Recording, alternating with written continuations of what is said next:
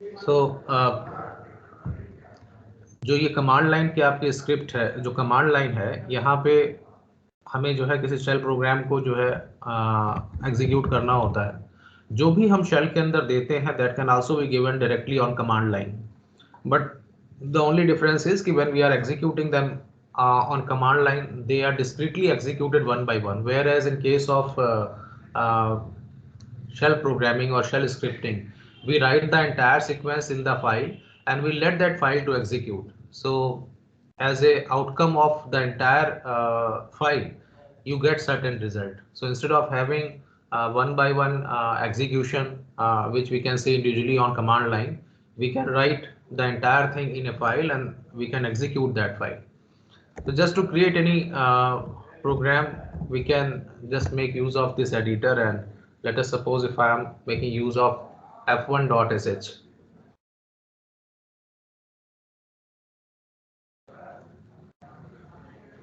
So basically it is a pre-written program. I'm just explaining it.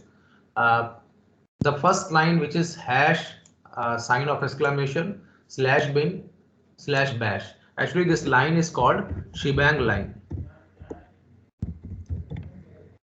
This line is called shebang line, and actually it's a sequence of yes, characters, special characters, where first character is hash and the second is sign of exclamation. So as I told you earlier that whenever any statement in the shell we wish to mark as a remark or as a comment, so that can be preceded with hash sign. Jaise if I am writing this is exemplary program, so this is not my executable statement. It's similar to putting comment in C++ or Java by just writing double slashes. But when you write this hash sign of exclamation, then this will become a special sequence, and that actually mentions which program or which shell should be called for execution of this script. तो देखिए अगर कभी ऐसा होता है कि से by default my shell is Bourne shell, और मुझे जो प्रोग्राम रन करना है there we are following the syntax of Bash, so it is possible that inside the script you can in the first line you can mention that this script must be executed by bash even if your default shell on the command line is bourne shell. तो जब भी आप कोई shell script को execute करते हैं, तो जो कमांड लाइन पे जब आप उसको रन करने की कोशिश करते हैं, तो जो आपका बेसिक पेरेंट शेल है which has connected you to the kernel, वो क्या करता है कि इस शेल के लिए, इस शेल स्क्रिप्ट के लिए एक अलग से सब शेल क्रिएट कर देता है। वो सब शेल जो है केवल उतनी देर के लिए अलाइव होता है जितनी देर की आपका ये प्रोग्राम एग्जीक्यूट हो रहा है, उसके साथ ही वो खत्म हो जाता है। तो अगर मान लीजिए हमारी कमांड लाइन जो है वो बैश की है, जैसे इस केस में जो मेरा प्रेजेंट टर्मिनल है उस पर बैश ही है, और वहां पे अगर मैं इस शेल स्क्रिप्ट को एग्जीक्यूट करना चाहता हूं तो डजंट मेक एनी सेंस कि हम इसके अंदर ये लिखें कि ये स्क्रिप्ट बैश से ही एग्जीक्यूट होनी, क्योंकि डिफॉल्ट मोड में जो पेरेंट शेल है जिसने आपको कनेक्ट कर रखा है कर्नल से, वो शेल अपना ही सब शेल क्रिएट करता है इस स्क्रिप्ट को रन करने के लिए। तो बैश जो है वो बैश को ही क्रिएट करेगा, बोन शेल जो है वो बोन को ही क्रिएट करेगा। लेकिन coming to the case that if you are following the syntax of Bash and my default shell is Bourne shell, so whenever I am logged into the system, my default shell is bourne shell, so I am getting dollar prompt on the screen. But here the script, if I am not mentioning in the shebang line that which shell should execute my script, then will be bound to write the program following the syntax of bourne shell.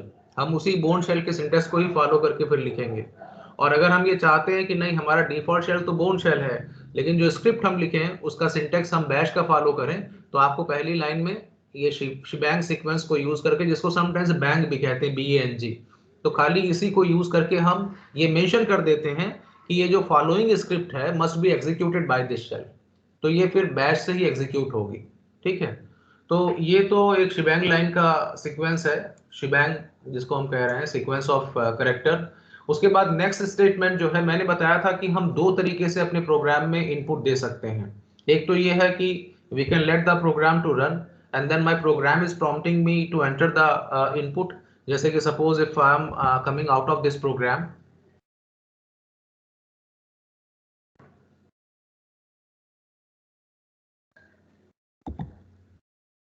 and on command line suppose if I am executing read a, that is expecting me to enter some data, say I am entering 12, then I am executing say read B, so it is expecting, oh sorry, read B again, ये command line पे run हो रहा है, expecting me to some enter some data, तो मान लीजिए मैंने 13 दे दिया। अब आपके ए और वेरिएबल के ए और बी वेरिएबल के पास क्या हो गया, वैल्यूज हैं 12 और 13। सो एक तरीका ये होता है कि आपने रीड टाइप के स्टेटमेंट को, जैसे स्कैन एफ होता है, वो अपने प्रोग्राम के अंदर लिखा, और जब आपने प्रोग्राम रन किया तो जब वो स्टेटमेंट रन होगा या एग्जीक्यूट होगा तब वो आपको प्रॉम्प्ट करेगा वैल्यूज देने के लिए। प्रॉम्प्ट कैसे कराते हैं, इधर we have to prefix this statement by just writing echo and then enter value, इस टाइप का स्टेटमेंट लिख देंगे। जैसे I am directly writing in some exemplary program में भी gedit, और कोई एक प्रोग्राम है ex1.sh। अब इसमें मैंने एक स्टेटमेंट लिखा echo enter value read A eco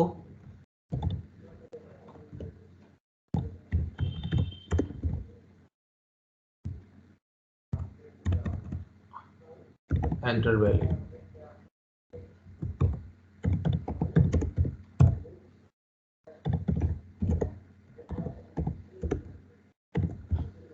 ये दोनों वैल्यूज हमने प्रिंट करा दी। अभी suppose if we are saving this program, और in order to run this program we have to set x permission over this file, so we are writing u plus x, ठीक है, user level पे x permission we are adding to which file, to ex1.sh। तो ये executable file बन गई, and now I am running this file ex1.sh। enter value I am entering 12, enter value I am entering 14, so now it is showing that 12 and 14 we have entered। लेकिन आप इसमें एक difference देखें कि normally क्या होता है कि जब हम printf को यूज़ करते हैं या जावा में आप यूज़ करते हैं आउटपुट स्टेटमेंट को, तो वो जब तक कि आप उसमें एस्केप सीक्वेंस या उसमें ln ना लगाएं जावा के केस में, या सी में /n ना लिखें, तब तक वो सारे के सारे जो आउटपुट स्टेटमेंट होते हैं they print in the same line. लेकिन यहाँ पे जो इको स्टेटमेंट है, every echo statement is suppose to begin with a new line. और अगर हम ये चाहते हैं कि नहीं, ये न्यू लाइन से ना स्टार्ट हो, I mean if we are writing 3 echo statements and we wish कि ये जो है एक ही लाइन में तीनों चीजें प्रिंट हो, जैसे एक में echo Madan, echo Mohan, echo Malviya, तो हमें उसमें /c यूज करना पड़ेगा। सो ऐसे ही यहाँ पे इस प्रोग्राम के अंदर जो मैंने भी प्रोग्राम लिखा है, इस प्रोग्राम में और अप्रोप्रिएट होता अगर वो एंटर वैल्यू के सामने ही प्रॉम्प्ट जो है वो ब्लिंक कर रहा होता। So for that purpose we can make use of /c, और जब भी हम इको में किसी ऑप्शन को यूज करेंगे एस्केप सीक्वेंस को, तो we have to use -e option, ठीक है, and then only we can make use of /c।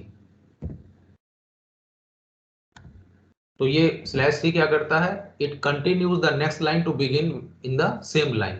तो जो रीड ए है वो सेम लाइन में ही कंटिन्यू कर जाएगा। सिमिलरली यहाँ पे जो यहाँ हम लोगों ने स्टेटमेंट लिखा है, we can also write over here, save कर दिया, बाहर आ गए। अच्छा, एक बार अगर इसके ऊपर एक्स परमिशन सेट हो गई, तो क्योंकि ये तो कोई कंपाइलेशन की रिक्वायरमेंट इसमें है नहीं, इसमें जितने भी स्टेटमेंट्स हैं वो सेल्फ में एग्जीक्यूटेबल हैं। मतलब अगर आप स्क्रिप्ट के अंदर ना भी लिखें तो कमांड लाइन पे उनको रन कर सकते हैं। तो इसलिए एक बार अगर इस प्रोग्राम को आपने एक्स परमिशन दे दी, तो आप उसके बाद जितनी बारी मॉडिफाई करें, you don't need to, because हमने कंपाइल नहीं किया था, उसको ट्रांसलेट नहीं किया था। अगर सी का प्रोग्राम होता है, जावा का होता, तो हमें बार बार रिकम्पाइल करना पड़ता। लेकिन यहाँ पे we can let the program to begin. तो जैसे एंटर वैल्यू के बाद सीधे आ गया 12, एंटर वैल्यू तो हमने सपोज 13 दे दिया। Now these two values are printed. तो इज इट क्लियर कि नॉर्मल कोर्स में echo is always begin with a new line, और अगर हम उसको चाहते हैं कि सेम लाइन में कंटिन्यू हो, तो we can write this program in this way. Another way of doing the same operation makes this entire thing very simple, कि वहां पे आप इको आपको देने की जरूरत ही नहीं। आप जो मैसेजिंग करना चाहते हैं, that message you can mention in the read statement itself. तो आपने यहाँ से, मैंने ये हटाया और मैंने रीड के अंदर ही लिखा, तो you have to use -p option और उसके आगे एंटर वैल्यू।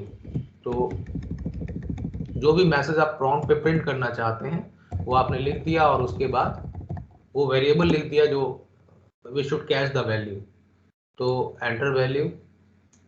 और ऐसे ही here too we can make use enter value, बस only variable we can change।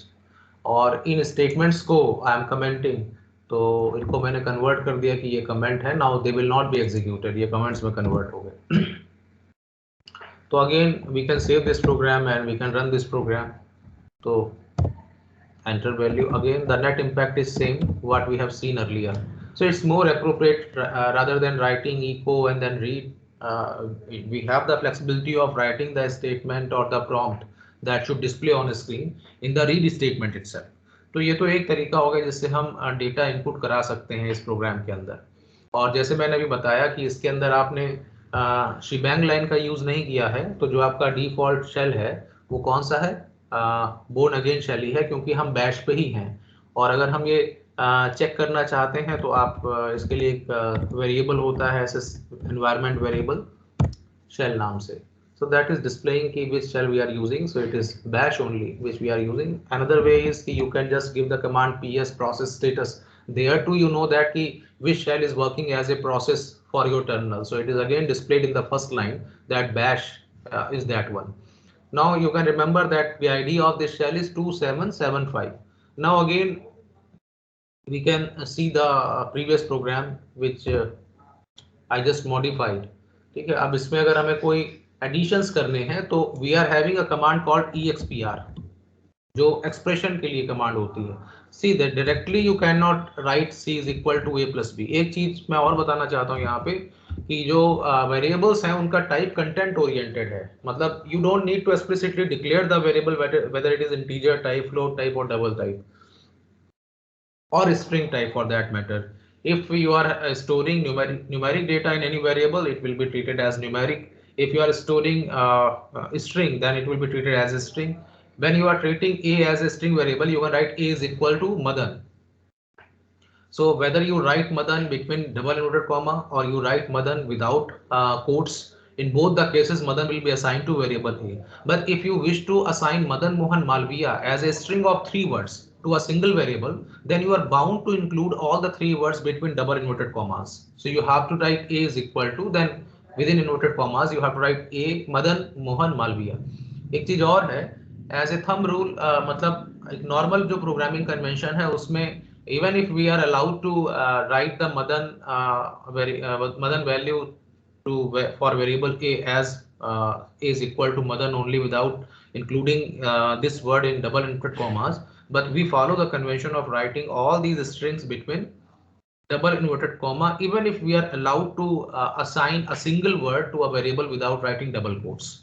So it's a good programming practice that you make a habit of writing the values of constant strings to variable between double inverted commas. तो यहाँ पे जो मैं यहाँ C is equal to A plus B लिख रहा हूँ, this kind of operation is not allowed.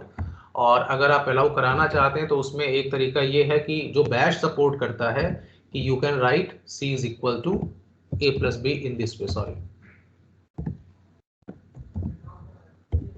इस तरीके से आप लिख सकते हैं, and then you can echo the message, echo the sum of $A and $B is $C। ये आपका मैसेज हो गया। एक चीज जो ध्यान देने वाली है कि जब हम वेरिएबल को वैल्यू असाइन कर रहे हैं तब तो हमने डॉलर लगाया नहीं, लेकिन जब उसकी वैल्यू को एक्सेस करते हैं उस वेरिएबल में स्टोर्ड वैल्यू को, तो डॉलर लगाना जरूरी है। देन क्वेश्चन राइजेस कि why we are not putting dollar over here. It is only because Bash has attempted to make it at par with Java or C or C++. That is why you are allowed to skip the dollar prompt. But there is no harm if you write dollar before it. Then also the net impact is same. तो ये जो syntax है जिसमें आप double braces, double simple braces के अंदर you are including the expression, so ये आपको ये करता है कि आप किसी एक्सप्रेशन को इसके थ्रू इवेलुएट कर सकते हैं। अगर हम कन्वेंशनल बोर्न शेल को देखें तो वहां पे अगर यही स्टेटमेंट लिखना होता तो we have to write C is equal to then dollar and then within bracket we have to write $A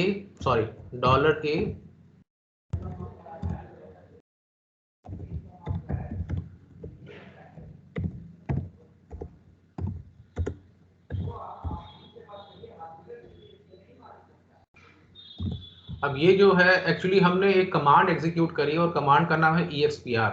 तो ये एक्सप्रेशन इवेल्युएशन के लिए कमांड यूज होती है और इसको आप डायरेक्टली कमांड लाइन पे एज ए कमांड भी चला सकते हैं। जैसे मैं इसको आपको चला के दिखा भी देता हूँ कमांड लाइन पे कि जैसे if I am writing EXPR 4 plus and 5। इसमें थोड़ा सा ये फंसी है जो बोन शेल है, तो you have to take care that on either side of every operand like 4 and 5 you have to have blank spaces. Similarly, when you are writing plus operator, you make sure that on either side of plus you are having blank space, मतलब ये properly लिखी होनी चाहिए। अगर आप expr को और 4+5 को ऐसे लिख देंगे 4+5, so this sequence will be treated as a combination of 3 characters 4+5, तो वो 4+5 को 4+5 के रूप में एक स्ट्रिंग के रूप में ही प्रिंट कर देगा। इसलिए जरूरी ये है कि आप इस बात का ध्यान रखें, जैसे यहाँ पे 4+5 and now we are printing, we are getting answer 9। ठीक है, एक 9 आंसर आ गया। और अगर हम ये चाहते हैं कि we should hold this answer in some variable, so we can write C is equal to, अब इसी कमांड को we can let that this command to execute and save the result of this command in some variable. जैसे यहाँ पे sorry 4, अब यही command जो है मैंने इस ब्रैकेट के अंदर डॉलर और सिंपल ब्रेसेस के अंदर इंक्लूड कर दिया है, तो इसका मतलब है कि ये कमांड सब्स्टिट्यूशन है। तो कमांड जो है यहाँ सब्स्टिट्यूट होगी, पहले एग्जीक्यूट होगी, जो उसका नेट आउटकम है वो सी वेरिएबल को असाइन हो जाएगा। तो अब you can check the value of C, you can simply echo it on screen, so we are getting 9 on the screen. तो आप इस तरीके से भी कमांड को सब्स्टिट्यूट कर सकते हैं। अनदर वे इज कि instead of using this you can use single back quote. तो single back quote also does the same operation, कि ये कमांड सब्स्टिट्यूशन के काम आता है।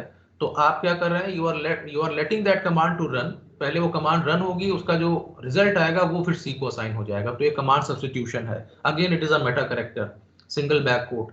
और आपके कीबोर्ड पे जो एस्केप की होती है which is upper left side key, उसमें जो एस्केप की है उसके जस्ट नीचे जो टिल्ड की है, there we are having single back quote also। तो सिंगल बैक कोट और सिंगल कोट में you try to understand the difference. Single back quote जो है वो कमांड सब्स्टिट्यूशन के काम आता है, वेयर सिंगल कोट जो है वो भी एक मेटा कैरेक्टर है, लेकिन वो किस लिए होता है वो that already we have explained. And otherwise also in C we have seen that कि in single quotes if we are writing some variable so that will be treated as a character. ठीक है, तो वो तो हम लोग use करते रहे, लेकिन single back quote probably you might have not used till now. ठीक है, तो इसलिए यहाँ पे यू अंडरस्टैंड कि how do we make use of single back quote. Single back quote और ये जो ऊपर वाला डॉलर और ये ब्रैकेट, ये जो है ये सेम इनका नेट आउटकम है, ये कमांड सब्स्टिट्यूशन के ही काम आते हैं। तो आपने देखा कि अगर हम बोन शेल अगर में प्रोग्रामिंग करते तो every expression you have to evaluate with the use of expr command. ठीक है, उसको ही यूज करके आप कर सकते थे। And then you have to make sure कि अगर वो वेरिएबल्स हैं तो उनके पहले डॉलर जरूर लगा हो ताकि वैल्यू यहाँ सब्स्टिट्यूट हो। जैसे यहाँ पे अगर मैं देखूं कि हो सकता है कि यहाँ ए और बी को कोई वैल्यू पहले से असाइन हो, जो वेरिएबल्स हमने पहले लिखे थे, या नहीं है तो हम we can write a is equal to 4 and b is equal to 5। Then we can also write c is equal to, and then इसके अंदर expr dollar a plus dollar b, and then you can close the bracket, but then you can echo this variable on screen। लेकिन आपको flexibility यहाँ पे क्या मिल गई, जो मैंने प्रोग्राम लिखा था उसमें ये फ्लेक्सिबिलिटी आपको मिल गई कि आप जो है सीधे प्रोग्राम को रन कर सकते हैं, और उसमें जो एक्सप्रेशन है उसमें केवल और केवल इतना करना है कि whatever syntax you have been following in Java and C, the same you can follow, the only difference is कि you have to include that expression between double simple braces, इसमें इंक्लूड करना पड़ेगा, वो अपने आप evaluate हो जाएगा। तो इसलिए this is simple in comparison to what I have just explained you on command line, but you should understand कि for what purpose we are having expr command. तो इज इट ओके?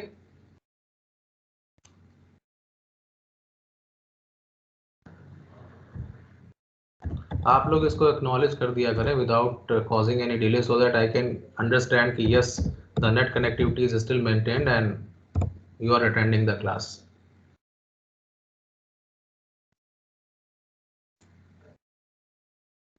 अब मैं दोनों ही जो तरीके हैं उनके बाद में ये इको स्टेटमेंट प्रिंट करके आपको दिखा सकता हूँ कि in both the cases it is working fine. तो अगेन जैसे मैंने पहले बताया था आपको कि दोबारा से इसको एग्जीक्यूटेबल बनाने की जरूरत ही नहीं है, ये तो अपने आप ही जो है रन होगा। Just a minute, it's ex1.sh। enter value, let us suppose it is 33, it is 66, the answer is 99. And by the way, 2 times we are getting because I have explained you both the ways. Either we have to use between double braces as we have done over here, ये यहाँ, तो इसका outcome है, और दूसरी बार जो हमने किया है वो उसमें कन्वेंशनल वे में लिखा हुआ है।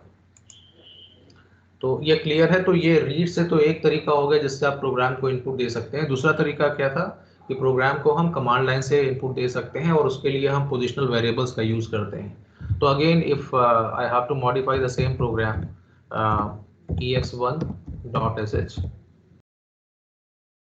and here suppose I am writing echo the first input from command line, और इसमें हमने इसको प्रिंट करा $1, और ऐसे ही एक इक्वल स्टेटमेंट हम और यूज कर रहे हैं।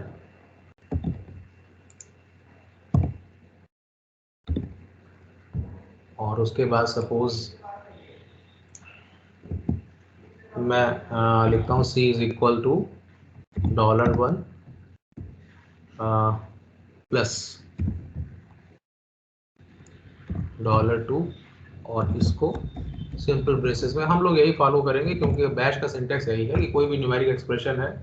अच्छा, यहाँ पे देखिए मैंने आपसे कहा था कि C equal to A plus B में वहाँ A को हमने डॉलर से प्रोसीड नहीं किया था, यहाँ इसलिए किया है क्योंकि ये एक पोजिशनल वेरिएबल है, और अगर हम खाली 1 और +2 लिख देंगे तो वो 3 को जो है C में लिख देगा, जबकि हम क्या करते हैं 1 को हम ट्रीट कर रहे हैं कि ये फर्स्ट वैल्यू है जो कमांड लाइन से एंटर की गई है as a input for this program, और जो $2 है is holding the second value that we have entered on command line. ठीक है, तो इसको यहाँ पे हमने ऐसे प्रिंट किया and then we are printing it on screen echo $C and then saving the program and coming out of it. And now suppose we are executing ex1.sh. इसके लिए मैंने एक इनपुट दिया है let us suppose 66 और दूसरा input दिया है suppose 22।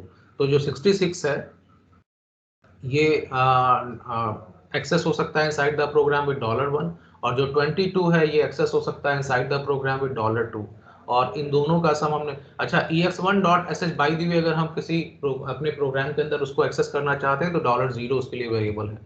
तो the first input from command line is 66। Just a minute, I believe I have committed mistake in writing the program, और दोनों ही जगह मैंने शायद $1 ही लिखा हुआ है।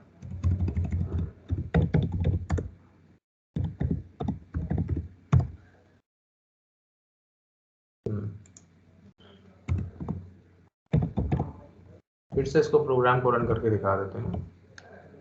तो पहला इनपुट आपका 66 है, दूसरा 22 है, और सम जो है 88 ऑन स्क्रीन आ गया। So this is another way of giving input to the program. तो दो तरीका हो गया, एक तो प्रोग्राम इंटरेक्टिव बनाया आपने, प्रोग्राम को रन कराया, उसने आपको इनपुट प्रॉम्प्ट किया, आपने इनपुट दिया।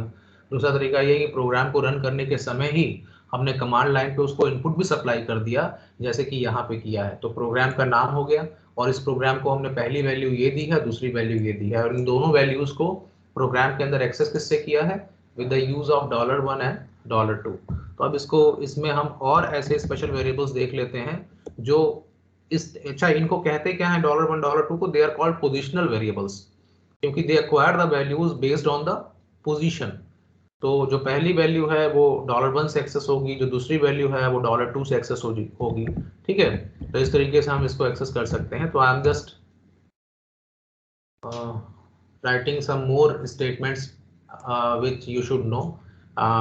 एक तो ये तरीका था कि हमें अगर बताना है कि हमने कौन सी दो वैल्यूज इनपुट करी हैं, और दूसरा एक सिंगल गो में अगर आप ये डिस्प्ले करना चाहते हैं कि the values entered on command line as input are, और एक ही बार में आप $* करेंगे तो वो सारी की सारी वैल्यूज जो स्क्रीन के ऊपर जो आपने कमांड लाइन पे करी हैं वो आपकी प्रिंट हो जाएंगी। ठीक है, इसका नेट आउटकम क्या है वो आई विल एक्सप्लेन। और इसके पहले अगर आप ये भी प्रिंट करना चाहते हैं कि the name of program, so you can also echo this eco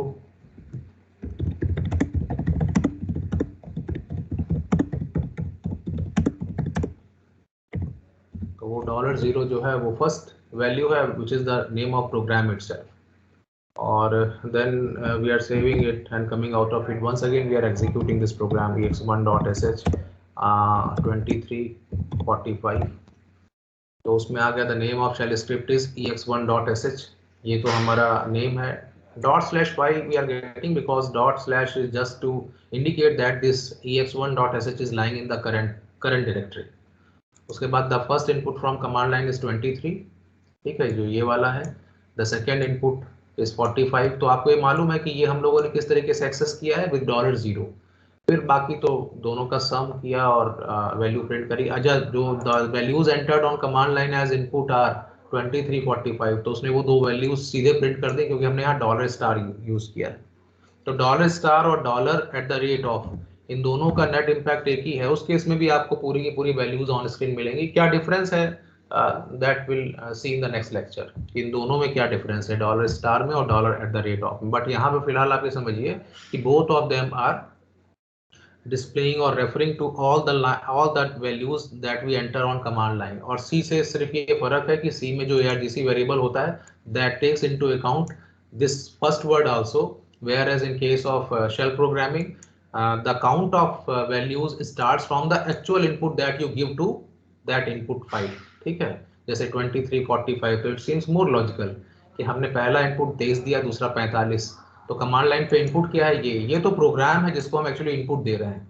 तो सी जो है वो इसको भी काउंट करती है, इसीलिए ARGC की काउंट जो है वो वहाँ अलग आती है. और यहाँ पे ये प्रोग्राम उसमें इंक्लूडेड नहीं है. तो अगर हम कभी ये जानना चाहें कितनी वैल्यूज एक्चुअली हमने एंटर करी हैं, तो उसके लिए $# is the variable which can give you this information. तो एक बार फिर से इसको हम देखते हैं, और इसमें we can include that $# also eco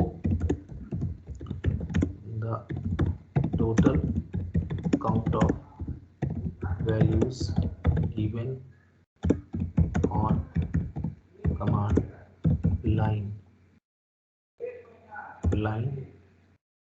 is, और यहाँ पे $#.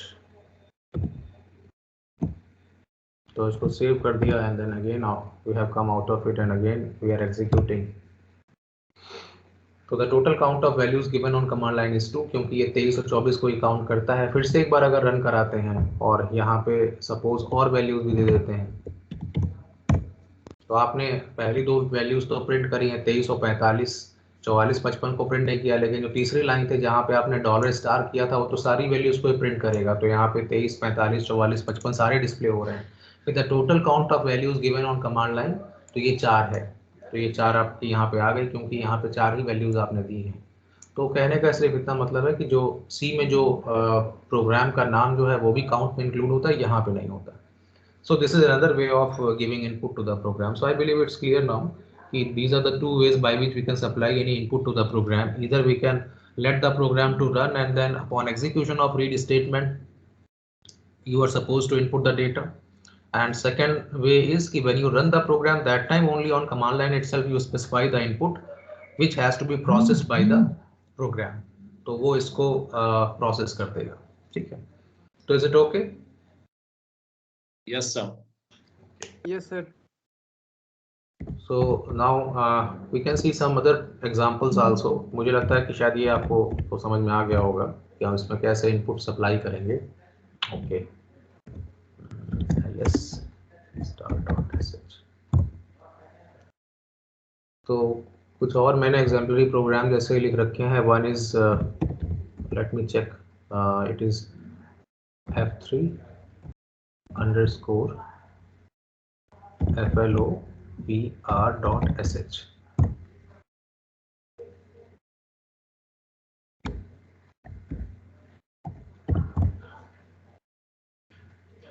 ये आपको एक्चुअली फाइल ऑपरेटर्स का है. ये हम लोग बाद में डिस्कस करेंगे फाइल ऑपरेटर वाला.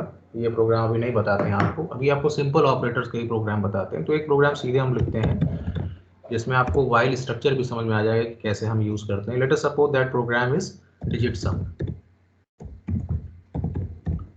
जो आप लोग बहुत कॉमनली लिखते हैं जावा वगैरह में या सी में जब लोग प्रैक्टिस कर रहे होते हैं. तो रीड -p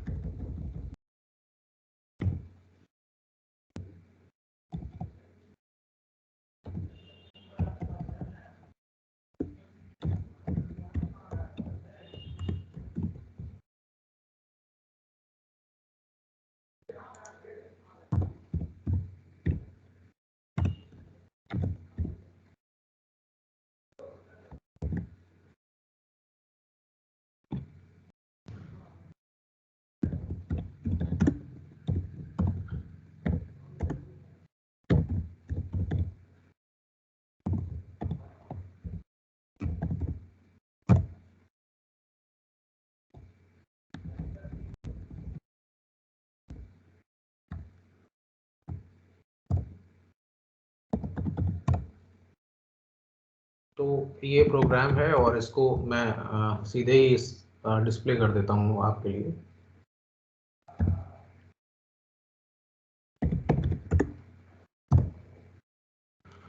अब इसमें देखें तो सिंपल है अंडरस्टैंड करने में, क्योंकि आप लोग इसको लॉजिक को बहुत बार यूज भी करते रहेंगे। बाय डिफॉल्ट जितने भी ऑपरेशंस होते हैं जो हम इस तरीके पर परफॉर्म करते हैं, they are performed on integers. तो एन मॉडुलस ऑपरेटर, तो modulus operator is doing what, it is giving the reminder.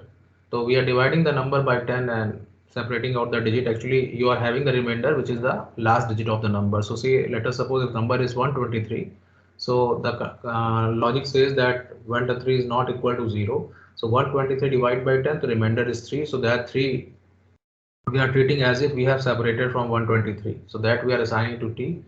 Then the number should actually be reduced to 12 because 3 has been separated out, so that we are doing by the second statement, n is equal to n divided by 10.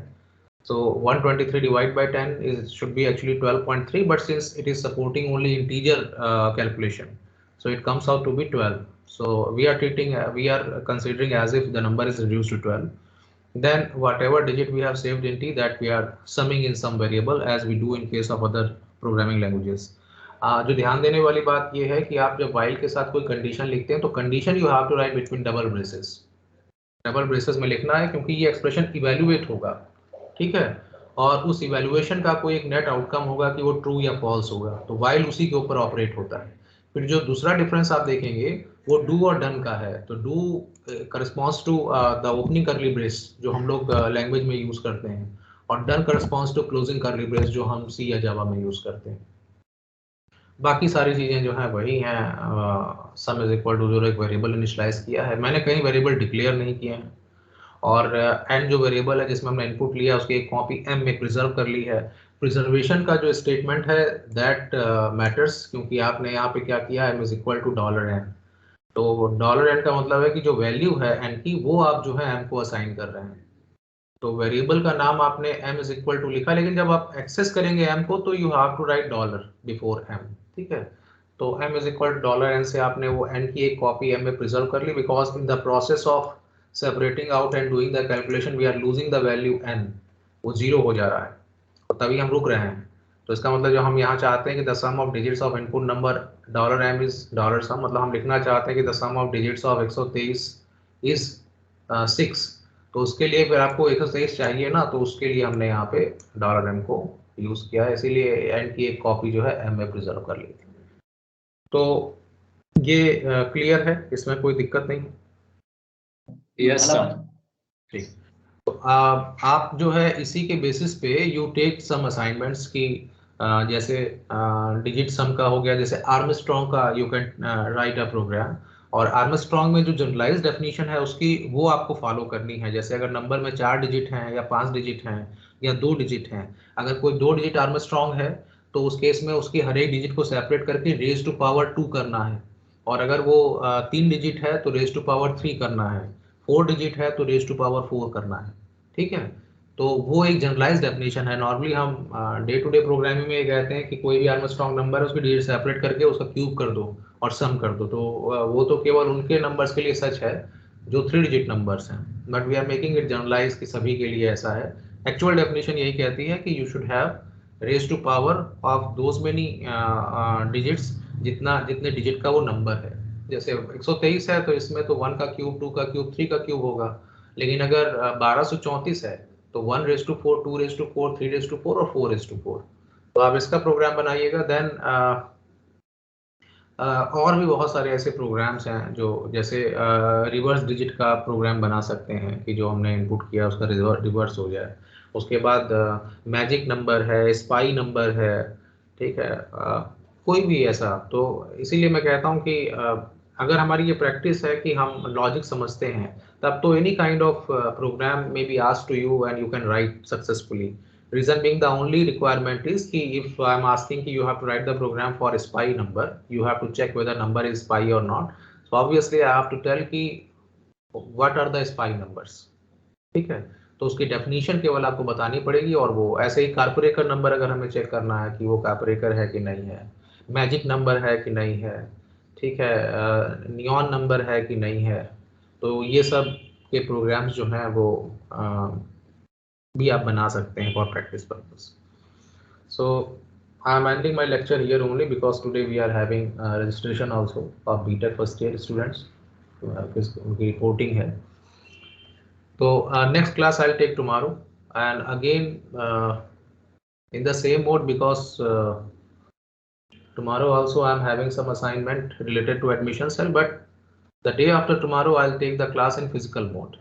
ठीक है, तो वो class में आपकी जो है वो करमारकर में, इसमें करमारकर हॉल में ले लेंगे. So with this I am ending my lecture. Thank you. If you are having any doubt, you please raise your query. Otherwise I am simply closing the session.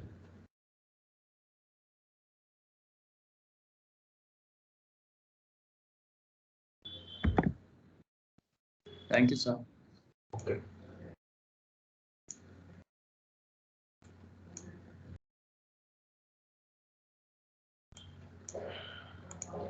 ये सेशंस में 7